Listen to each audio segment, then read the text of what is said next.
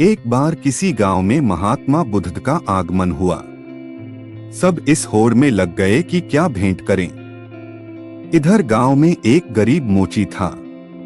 उसने देखा कि मेरे घर के बाहर के तालाब में बेमौसम का एक कमल खिला है। उसकी इच्छा हुई कि आज नगर में महात्मा आए हैं, सब लोग तो उधर ही गए हैं, आज हमारा काम चलेगा नहीं, आज यह फूल बेचकर ही गुजारा कर लें। वह तालाब के अंदर कीचड़ में घुस गया, कमल के फूल को लेकर आया, केले के पत्ते का दोना बनाया और उसके अंदर कमल का फूल रख दिया। पानी की कुछ बूंदें कमल पर पड़ी हुई हैं और वह बहुत सुंदर दिखाई दे रहा है। इतनी देर में एक सेठ पास आया और आते ही कहा, क्यों फूल बेचने की इच्छा है? आज हम आपको इसके 2 चांदी के रुपए दे सकते हैं। अब उसने सोचा कि 1-2 आने का फूल, इसके 2 रुपए दिए जा रहे हैं।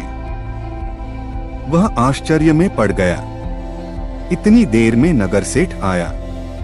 उसने कहा, भाई फूल बहुत अच्छा है, यह फूल हमें दे दो, हम इसके 10 चांदी के सिक्के दे सकते हैं। मोची ने सोचा, इतना कीमती है यह फूल।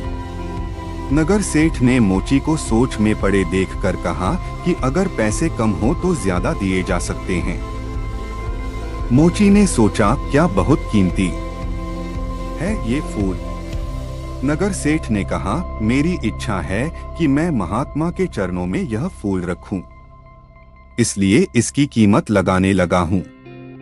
इतनी देर में उस राज्य का मंत्री अपने वाहन पर बैठा हुआ पास आ गया और कहता है, क्या बात है, कैसी भीड़ लगी हुई है?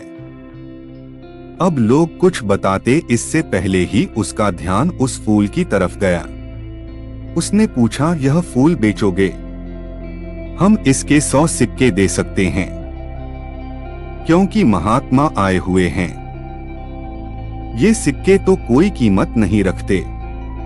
जब हम यह फूल लेकर जाएंगे तो सारे गांव में चर्चा तो होगी कि महात्मा ने केवल मंत्री का भेंट किया हुआ ही फूल स्वीकार किया। हमारी बहुत ज्यादा चर्चा होगी, इसलिए हमारी इच्छा है कि यह फूल हम भेंट करें। और कहते हैं कि थोड़ी देर के बाद राजा ने भीड़ को देखा। देखने के बाद वजीर से पूछा कि बात क्या है। वजीर ने बताया कि फूल का सौदा चल रहा है। राजा ने देखते ही कहा, इसको हमारी तरफ से 1000 चांदी के सिक्के भेंट करना, यह फूल हम लेना चाहते हैं। गरीब मोची ने कहा, लोगे तो तभी जब हम बेचेंगे, हम बेचना ही नहीं चाहते।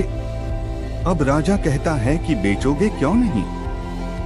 उसने कहा कि जब महात्मा के चरणों में सब कुछ न कुछ भेंट करने के लिए पहुंच रहे हैं, तो ये फूल इस गरीब की तरफ से आज उनके चरणों में भेंट होगा। राजा बोला, देख लो, 1000 चांदी के सिक्कों से तुम्हारी पीढ़ियां तर सकती हैं।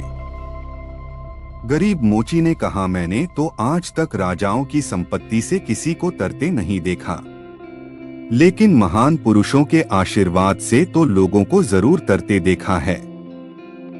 राजा मुस्कुराया और कह उठा, तेरी बात में दम है, तेरी मर्जी, तू ही भेंट कर ले।